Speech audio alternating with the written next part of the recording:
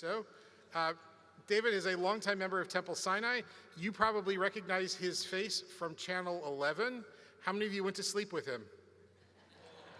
I did hear that a few times. I'm sure you did. I never assume it because you might have exclusively watched Channel 2 or 4. Shame on you. But anyway. We are truly honored to have David as a treasure within our community. And David has promised, David was just in Ireland over the weekend. You may have heard there was a little activity in Dublin. He has promised to throw in a little Irish brogue over the course of this afternoon. We'll see if he actually follows through. This was created as an idea to sort of share our stories with each other. And so there are 4 people who have been asked to share their Jewish journey stories. And so David will be speaking with each of them. Do you have the list in front of you? I do. Is this correct? So the first Carol, one, Alex. yeah, who do you want to invite first? We're going to go in order that you gave me. All right. So we're going to go Sinai, Sinai, Rodef. Fair enough. So we have 2 from Sinai, 2 from Rodef. Next year, obviously, we won't have those lines of demarcation, which is a good thing. But we are doing our best to try and sort of share our stories with each other and share community with each other. So Harold Marcus. He's number 1. All right. Always, yeah. So here we're going to be up here. Harold, do you have a microphone? No. Where's Susan? Let me grab your mic. Okay. I could hand you my lavalier. And I think we're not doing handhelds anymore. Because sometimes even I would go, so what do you think? I mean, what do you think about? You see that sometimes. Are you giving up your own mic? No, this is Susan. Oh, okay. All right. Oh, she was already mic'd up. Is it on? You're on. Can you hear me? It's there. Shana Tova to you. Shana Tova. Shana Tova, everyone. Thank you for being here. I want to thank Rabbi Feldman for a few years ago thinking to do this to begin with. I think it's a great idea. I think we learn about ourselves. We learn about our fellow congregants. I've learned a lot. There's so many different journeys. We're going to talk, as the rabbi said, about Jewish journeys. Some journeys don't begin as Jews, like mine did not begin that way. I think I'm not sure if we have someone in this group that, yes, and lifelong congregants of both synagogues and temples. And I always find it very, very interesting, and we hope you do too. To start us off, I do have my notes provided me by the rabbi. Oi. How about, oi, yes. He gives good notes, no question. Harold Marcus from Temple Sinai, that I trust many of you know. You will get to know if you don't, right here. And Harold has, I keep losing this, I'm sorry. First of all, I should start with his talit. That's a story right there. Yeah, I was told we cannot finish this, begin or end it without. Okay. So I would tell you the story of this talit. The Temple Sinai folks know, and many of you in Rodef know, that in addition to my full-time job at Israel Bonds, I taught at Temple Sinai for 45 years, leaving only because I was promoted and we moved to Philadelphia. At the end of my tenure as a teacher, Rabbi Jamie and Rabbi Ron Simons had my senior school students make me this talit. They did the fringe, they tied the knots, and they wrote notes all over that I hold so dear. And I would tell you that I told Rabbi Jamie that I was going to frame it. He said, absolutely not.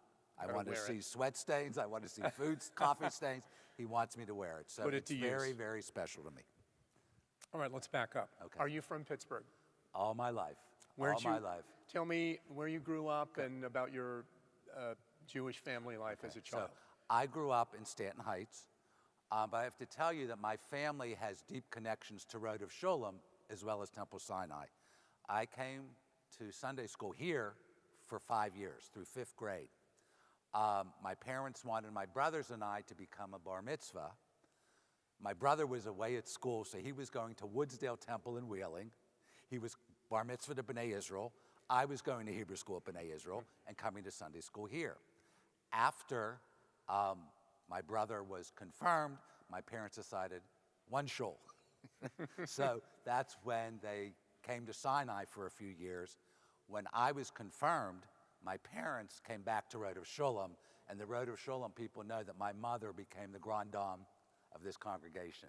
She loved it, and they loved her. In fact, many of you remember that every Shabbat, every service, she stood at the top of those stairs and hugged every person that walked through. So we've got great connection. 6th grade, I came to Temple Sinai, and I can remember a conversation maybe 2 months in. Do I like it? I loved it. Why? And it's not so much that I embraced Temple Sinai and Judaism, is it enveloped me. And I just recognized that right away.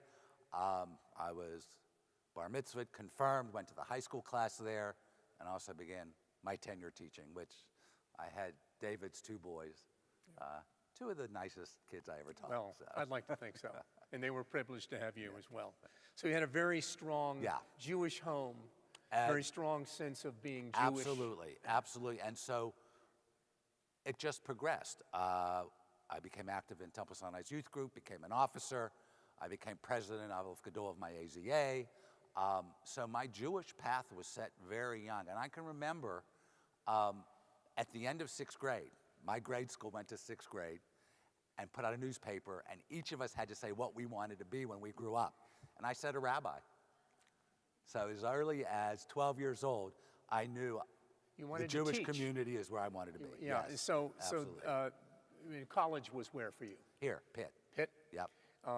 Yeah, my so- late wife and I were 15, we started going together, and we stayed in Pittsburgh so we could continue. Okay. So you, at a young age, wanted to be a rabbi. That changed Yeah. at some point. Yeah. But what didn't change is your desire to teach. Why was that such a strong feeling in you to become not only a teacher, but a Jewish educator?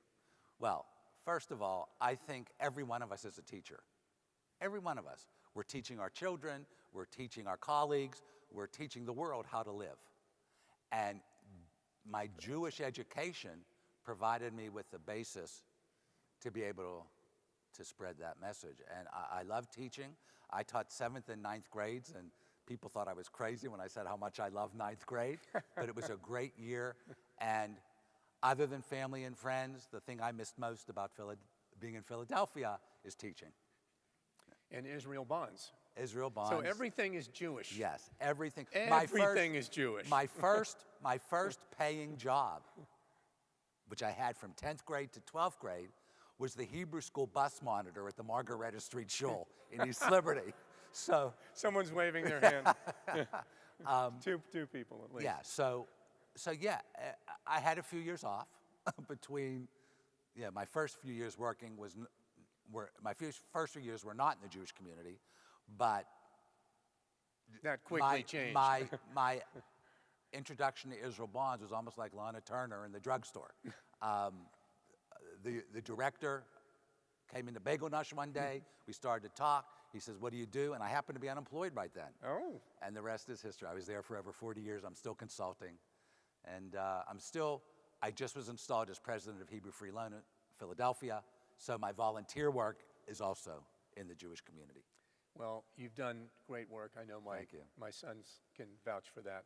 Harold Marcus, everyone. Thank you, Harold. Thanks, David. Interesting as always. Whoop. So we're gonna re-mic. So up next is Andrew Dolinger. Andrew, are you here? Alex, excuse me, Alex, forgive me. If you were at Temple Sinai this morning, you heard Jamie talk about mistakes he's made in getting someone's name wrong at a life cycle event. I think it was a funeral. So I've now joined him.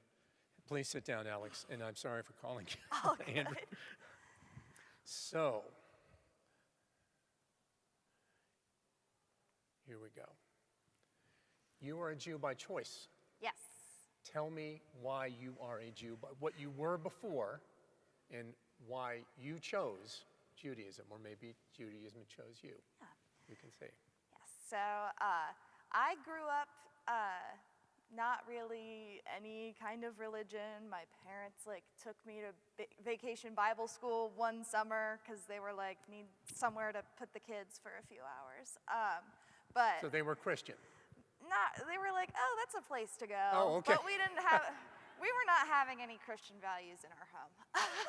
Okay. Yes, and so religion wasn't really something I was familiar with, and then I was living in a very conservative small town, and Where was this? In Warren, Pennsylvania. Warren, PA, up north. Yes, Yeah. by Erie. And I realized I was gay, and because of that, I kind of spurned organized religion for a very long time. I didn't think there was a place for me there. But then I went to the University of Pittsburgh for college. I joined the Delta Phi Epsilon sorority. I don't know if anyone else was in DPhi. I don't know. But just happened to have a lot of Jewish women. Oh my gosh, hi. A lot of Jewish women in that sorority, very strong Jewish community, and just I grew up in the middle of nowhere, and then I came to Pittsburgh in the middle of Oakland, and was suddenly able to meet so many new people of different backgrounds, and the Jewish community kind of welcomed me in, and there would be jokes that I was the Shiksa mascot for my sorority sisters. They're like, come to Hillel for the workout class, and then you're gonna leave. And then I graduated college in the middle of the pandemic. I had a really hard year serving in AmeriCorps, and I was like, I just need something. Need a sense of community, need a sense of order in chaos, and people love to make fun of me for this, because they're like, wow, you were miserable and you wanted to become a Jew? Very good. Yeah, I was taught this way when I started my conversion classes in Atlanta, with a Pittsburgh rabbi, by the way.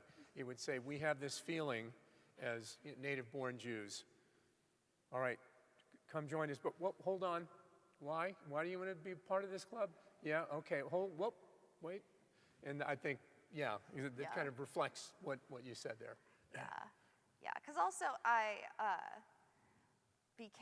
was spending a lot of time with the Jewish community in my sorority and at Pitt when the shooting at Tree of Life happened, which was very difficult. But seeing the way that the community came together in the face of such tragedy, when I was going through a bunch of my own personal tragedies, I was like, I need ways to deal with this. And I remember how there was such a feeling of closeness and coming together. And I think that's something that I could use in my life. Was that something tragic as it was that helped lead you to becoming Jewish? Yes. Yeah. Interesting. Yeah. So tell me about you decided to convert, and where did you go to do that? Yeah, so decided to convert. I had spent a year in Buffalo, New York, serving in AmeriCorps, and then I came back to Pittsburgh. Just was Googling different synagogues, and Temple Sinai had the little Rainbow Pride Tribe on their page, and I was like, I don't have to ask if they care if I'm gay. I know it's fine. And so I set up a meeting with Rabbi Feldman probably 4 years ago now, and we've been having book club every couple months. Nice. And then I went to the mikvah September 10th. Yeah. And you remained at Temple Sinai. Yes. And now to be part of both congregations. Tell me about what's special to you about Temple. One thing's obvious, you saw the rainbow on the website, but what else about Temple Sinai do you think is special? Oh my gosh, where do I even begin?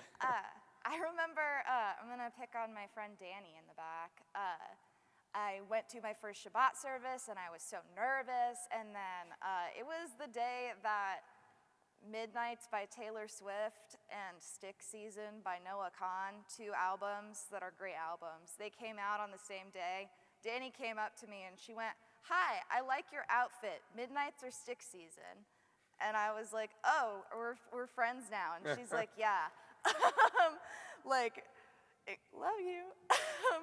Incredibly just welcoming community. And I teach at the Sunday school. And the way I come to a Temple Sinai service and there are like kids running around, they're doing their thing, like they feel comfortable and safe with every adult. Like, it took so little time for me to be like, "Oh, hi, I'm new here." And then for people to be like, "Do you need anything? Like, it's Passover. Do you have somewhere to go? Because you don't have Jewish family. Do you want to come to my house?" Like, a lot of people who were basically strangers have been inviting me to their house since I showed up. So you made a good choice in Yes. Temple Sinai. Before I let you go, I'm always curious about this because as someone who converted and is a Jew by choice, how parents took you weren't Catholic or Methodist as I was, but how do they feel about you becoming Jewish? Yeah, they have been very supportive. That's good. When I said I was doing that, they were like, "What?" They were like, "Aren't you like a mega atheist? Aren't you so like anti-organized Were you a mega religion?" atheist? I say all the time, from the ages of like 5 to 20, I just wanted to argue with everybody all the time. Oh, Jewish, very Jewish. That's it, you're in. And like, You passed. yeah, growing Don't up need in a the mikveh. very conservative Christian small town, I was like dealing with it was very hard for me to grow up being gay there. And so I had a lot of like anti-religion feelings, especially growing up. And so they were like, "You're like being religious now? What's that about?" And I was like, "I promise, it's good. I think it's good." And they're like, "Okay, go for it." And now they get very excited because I come home for the holidays. We do like Hanukkah and Christmas together, and I make latkes, and they're very right. thrilled. They're thrilled about all the food that they get now. Good. Yes. All right, Alex, thank you so much. You can Thank de-mic now. you. Excellent, wasn't she? Fantastic. Thanks so much. Yeah, well done. Thank you. All right, you're going to pass that now to Mimsy Layton. Mimsy Layton, where are you? Mimsy, hello.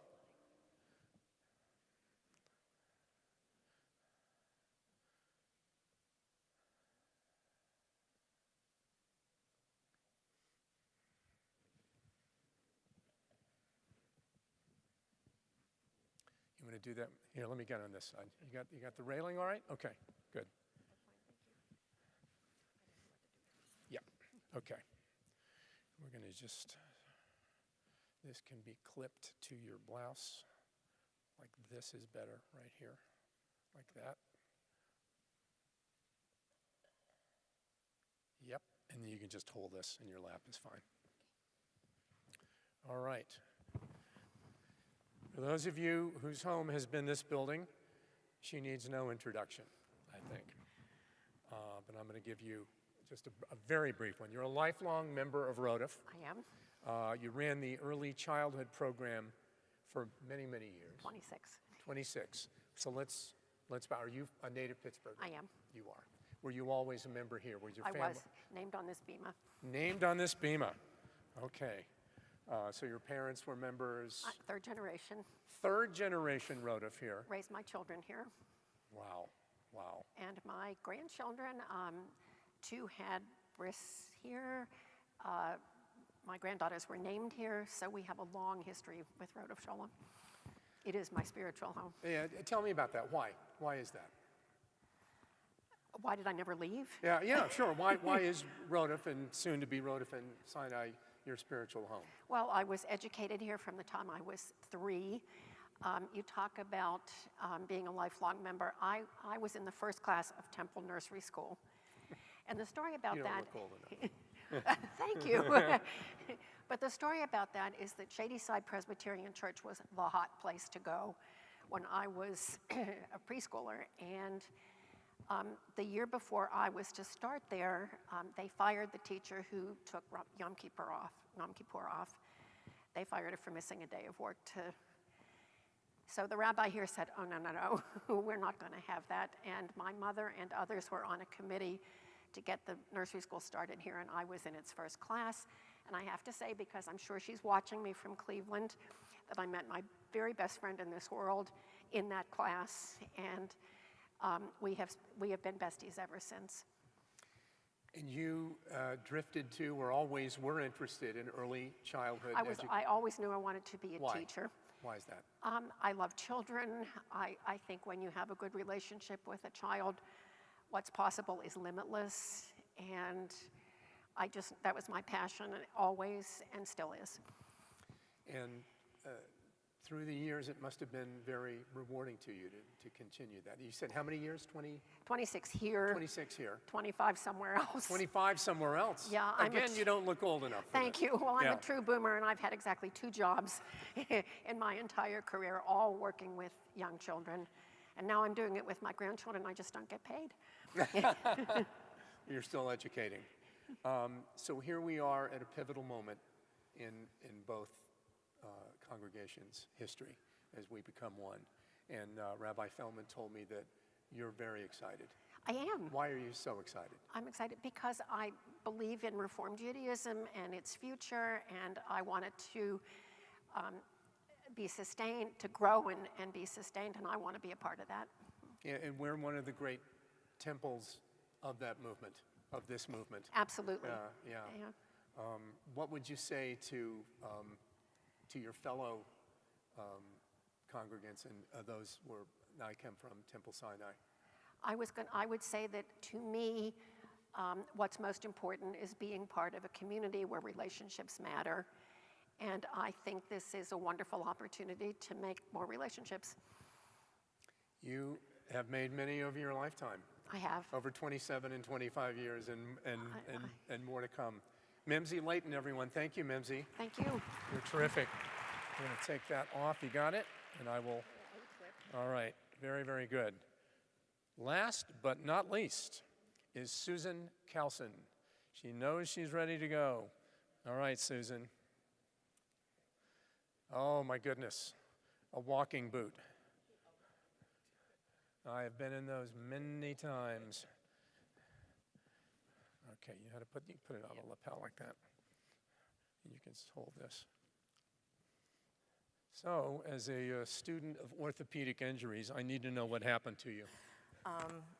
I was in a hurry, and I rolled my foot and Where was this? broke a bone. Racing to get a swim in last Thursday at the JCC. Oh, so before this is fresh. A meeting. Oh, this is very fresh. And what is the diagnosis? Fifth metatarsal fracture, but no surgery. So that's that outer. Yeah. I did that on my left foot yeah. too. Yep. Fun. It's painful. Yeah. All right.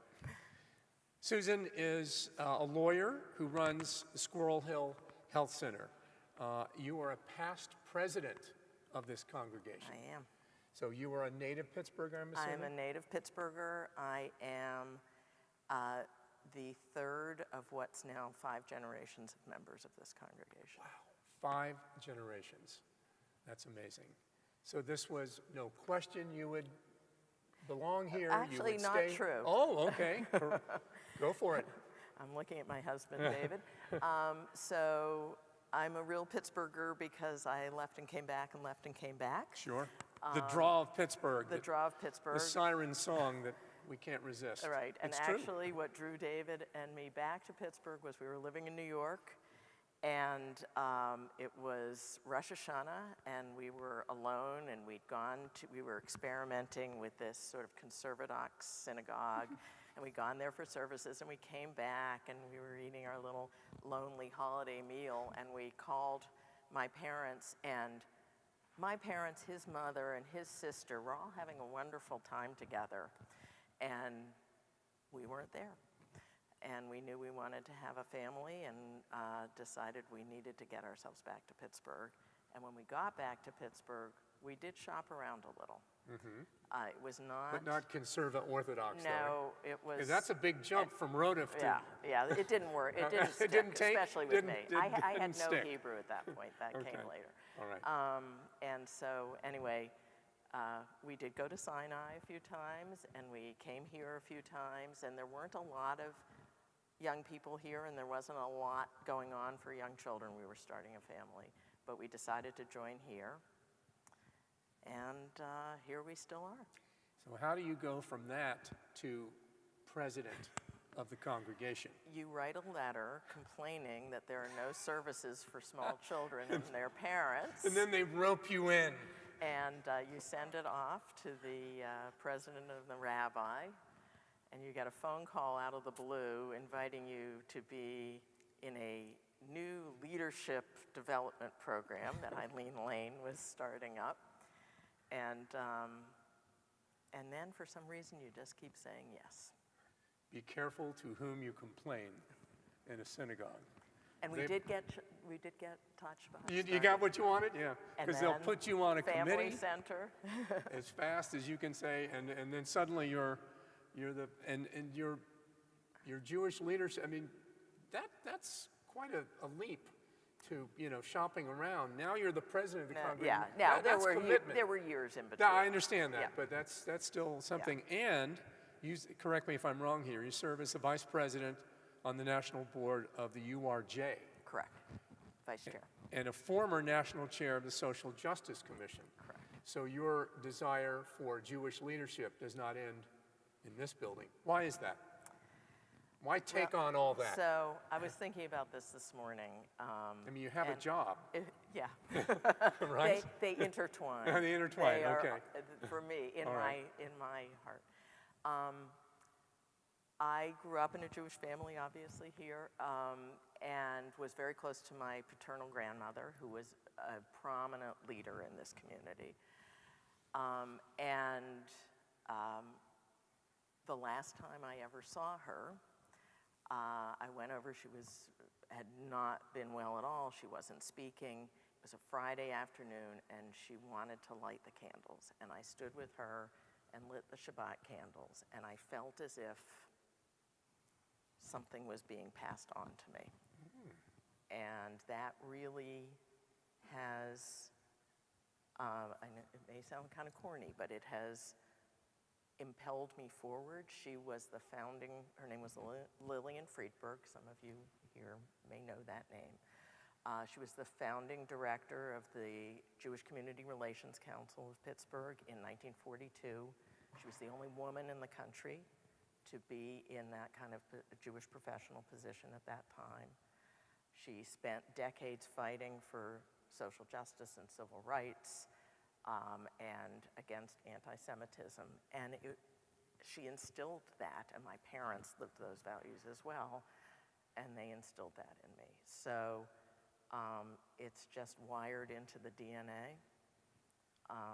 And I came on to the URJ board immediately after I finished my tenure as president here, which was back in 2006, which also happened to be exactly when I started my job as CEO of the then just about to open Squirrel Hill Health Center.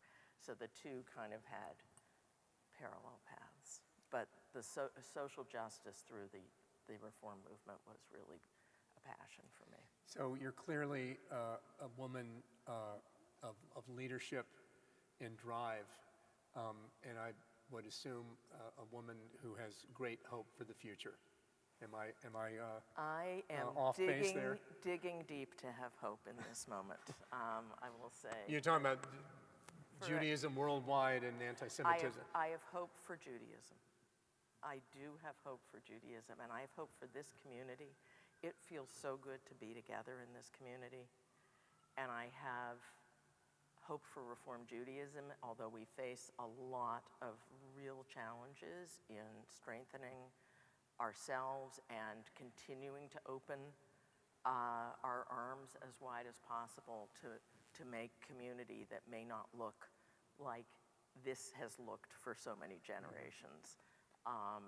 It's a real challenge, but I think given everything that's going on in the world, and by the way, Squirrel Hill Health Center was founded by Pittsburgh's Jewish community to provide health care with a focus on refugees and immigrants, very much living out that belief that we were once strangers in a strange land. So given everything that's going on, I think the way that we find hope is together. And the way we do this is by joining hands, to quote the prayer book, and walking together. Let me join your hand. All right. Thank you. Thank you so much. Let me take that from you. You got it? All right. I want to thank Harold and Alex and Mimsy and Susan. That's it, everyone. I believe that I've been educated a little. I hope you have been too, enlightened, and heard some interesting stories. Rabbi Feldman, I want to thank you again for doing this. I think it was a great idea to start this, and as long as I'm around, you've got me. You can always change interviewers. I don't mind. I will not take offense, but I don't know if you know this. The rabbi's from Omaha. He's a big Nebraska Cornhuskers fan. I'm a Florida Gator, a native of Florida. The last time our teams played, my team won. Yeah, rather convincingly. Just say it. Yeah, It's been 30 years. absolutely. I was at a friend's house who was in Nebraska. Larry. I was at Larry's house, and he's a big Nebraska fan. And, you know, we had the first half lead, and then we quickly relinquished it. And at one point, I looked at him, he goes, "You don't have to stay anymore to watch the slaughter." But it's been a while since our schools have tasted the sweet wine of national championships. So we kid each other, and we keep in touch about all this stuff. We wish each other well. I do, as long as you're not playing. Thank you very much. Thank you. We are really blessed to have such wonderful people in our community who are willing to share their stories, and I look forward to more of this in the coming years. For now, we're going to head off into Beit Midrash sessions. There are a number of sessions throughout the building, so have at it. I know Rabbi Perman is teaching one, Rabbi Gibson is teaching one, Rabbi Friedman is teaching one, Rabbi Young is teaching one, Danny is teaching one, Cantor Newman is teaching one, and Jeanette Trouth is doing a social justice one. So there are lots of different options. Out there, there's information.